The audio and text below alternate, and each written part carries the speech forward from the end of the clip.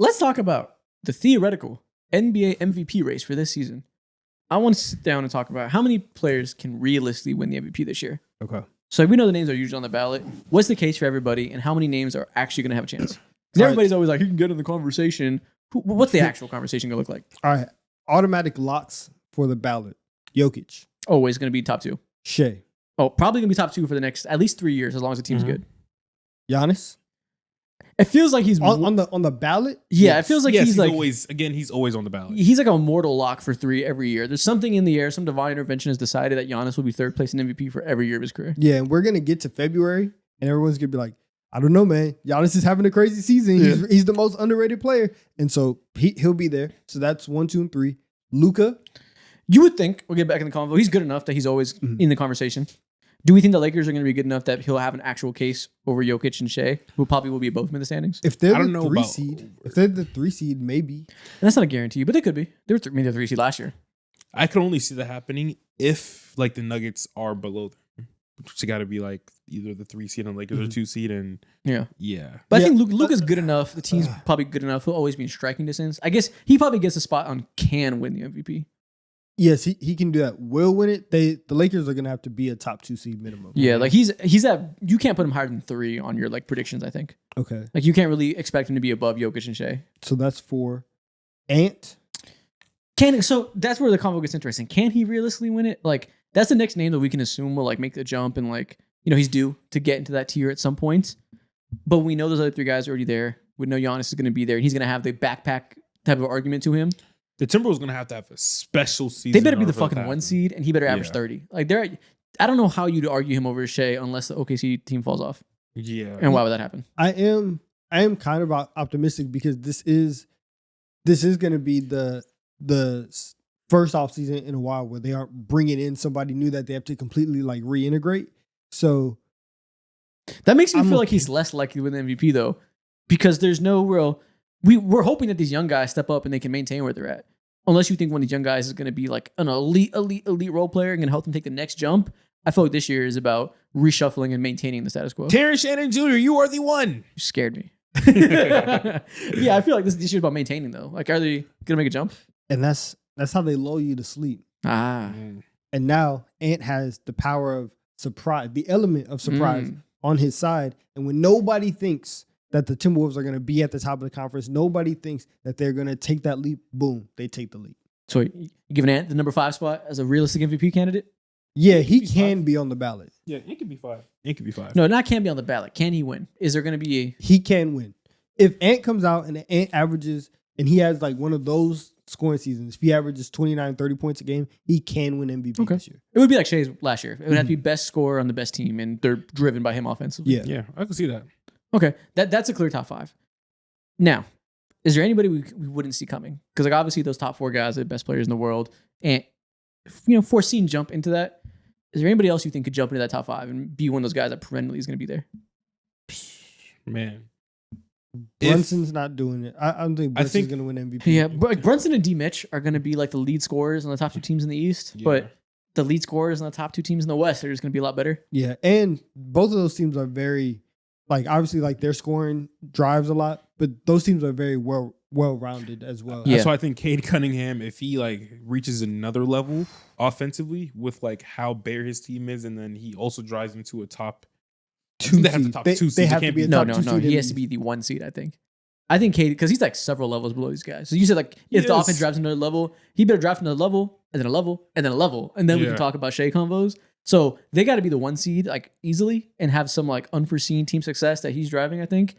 Because unless you guys think he's taking like a top 5 player leap, which not doing that. I don't rule out, but I don't really see that as a ceiling. I don't think that's happening. I don't think Cade can win it this year. Yeah, it's always hard to say with a young guy because you never know. But I feel like for this year, I'm kind of expecting him to be around the same level he was last year.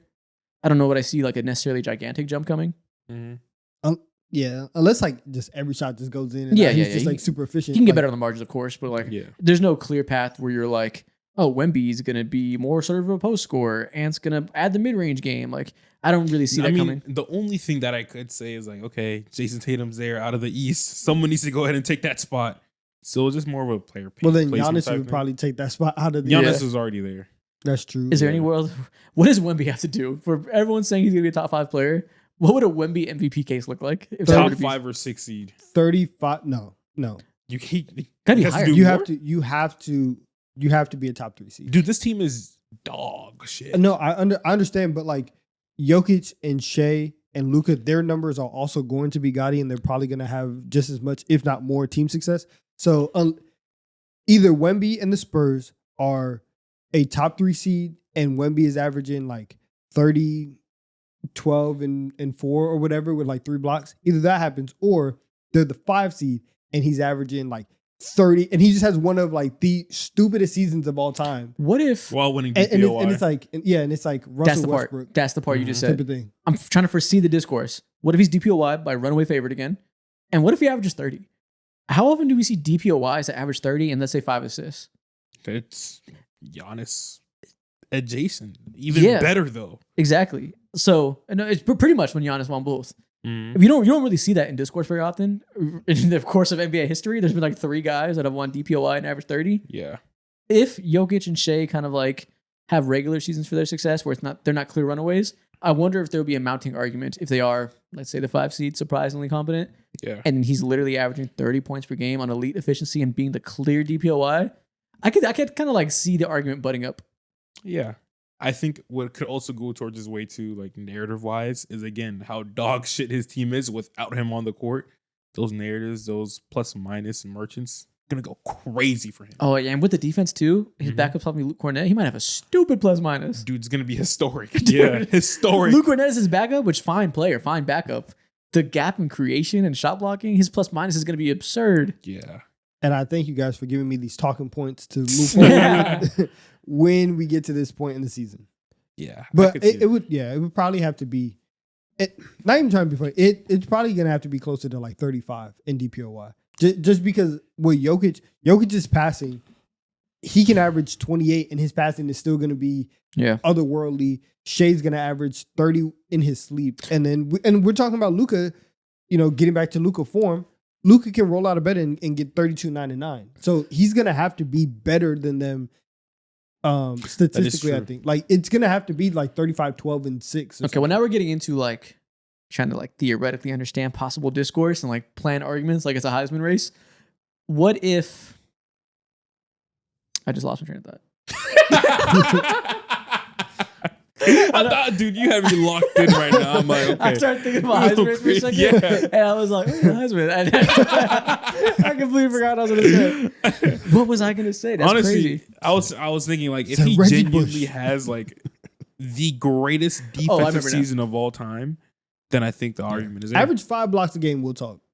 Okay, what I was going to say is, do we feel like everything you said, if it's him and Jokic is also absurd for all the same reasons he always has been, voter fatigue. We know it kind of hurt him last year. I don't know if it rebounds, if it's like a year off thing, if like 1 year you vote fatigue, next year you're the favorite. But if that stays a little bit, Wemby will have like the ultimate opposite of voter fatigue. Remember how everybody for years is like, we got to give it to Luka. He's going to be the preseason favorite. If Wemby has a tiniest chance of winning MVP, there will be a gigantic glaze sesh to try to convince yourself that he should get it. Oh, God. Just because it'll be cool and different and unique. And we've seen the same guys win it for so long and he's the next shiny thing. There will be bending over motherfucking backwards to make an argument for him. Yeah, like the storyline is insane. They're gonna be like, "Yo, he was training with Monks and KG, bro. Who are other players doing that? The Monks. I didn't even think about that. The narrative is gonna be dumb, bro. Hey, I might be one glazing. That's a good argument. I'm ready. Where does that phrase come from? What, glazing? Bending over backwards. I don't know. I don't know. Yeah, zero clue. Just putting words together. When he was with the Monks, he was in China in front of the Ming Dynasty picture. He was in front of Mao. I mean to say, he was in front of Mao posing for photos. I was so curious about the next word that came out of your mouth. I was like, in front of who? I was going to say something crazy. No, he was taking a picture in China in front of Mao, in front of the picture of Mao. Mao's an old Chinese leader. Okay. So like, there's so many. Yeah. There will be an argument for that. That will be like, I can just imagine. I can imagine Kendrick Perkins on TV and be like, "We've never seen a player like this.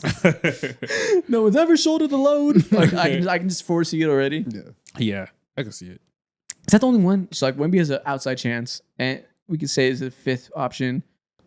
Is there a Brunson thing if they're the 1 seed, like New York bias? He would also have to average 30. I think it would have 30, to and be, they got to win like 65 games. I agree. 65 is nuts. That'd be crazy. It would have to be 30 points on like 60 wins. Mm-hmm. Do we force? Is there a last dance Steph Curry element in here potentially? No, that man did not win the MVP.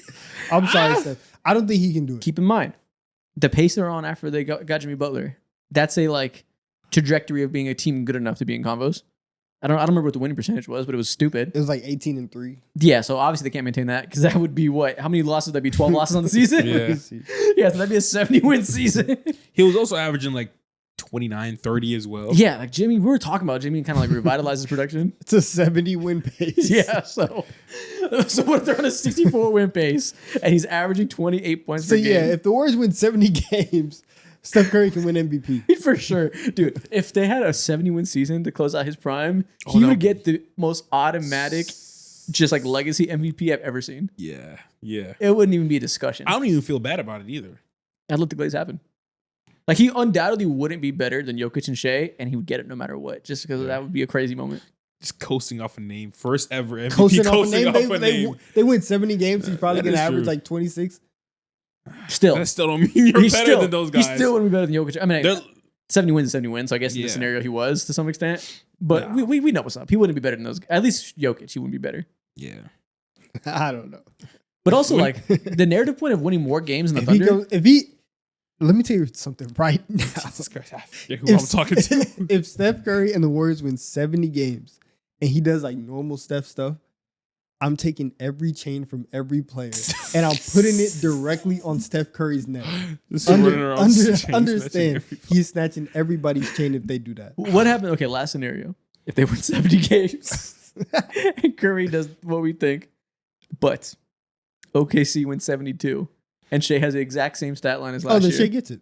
Voter fatigue. No, No, they Curry already don't fuck with Shea. They don't fuck with Shea. it doesn't Curry matter. Glaze. Keep in mind, it's against Curry. I understand. Curry's not Jokic. I understand that, but like, I'm sorry. Like, Bro, we're in the same conference and I win more games than you. I'm sorry, you get it. Like Shea would get it. I would argue for Steph, obviously, because No.